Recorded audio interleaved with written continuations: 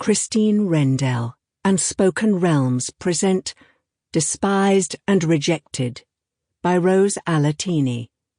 Narrated by Christine Rendel. Part 1. Chapter 1.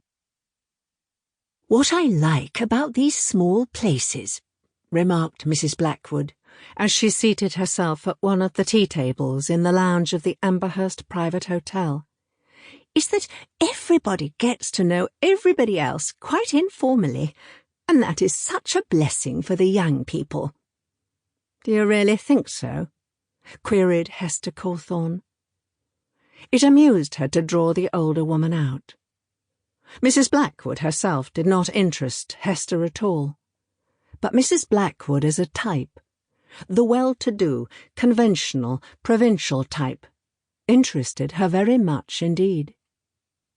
She could picture Mrs. Blackwood queening it in her home surroundings, the chatty little country town of Eastwold, near enough to London to allow Mr. Blackwood to travel up and down every day, and far enough removed from the metropolis to form a world to itself, a small and very gregarious world, no doubt, in which everybody certainly knew all about everybody else's business, and minded it in preference to their own.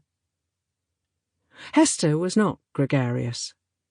In the dining-room she sat alone at her small table, politely but firmly declining the manageress's good-natured offer to find some company for her.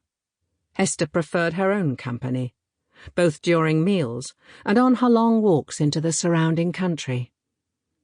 When all the hotel visitors, grouped according to their affinities, were seated upon the lawn, Hester would sit alone, reading, or armed with a masculine-looking walking-stick, and the brim of her felt hat turned down to shade her thin, sombre face, would stalk off in the direction of the hills that formed a humped barrier upon the skyline.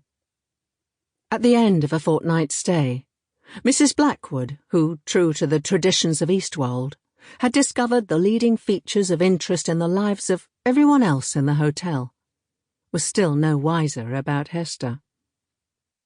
She smiled now in answer to her question.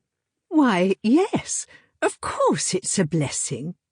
I think the company one is in makes all the difference to one's enjoyment of a holiday. We always take ours in June, as Mr. Blackwood's partner has to have his in August." Mrs. Blackwood was as eager to impart information. Sample complete. Ready to continue?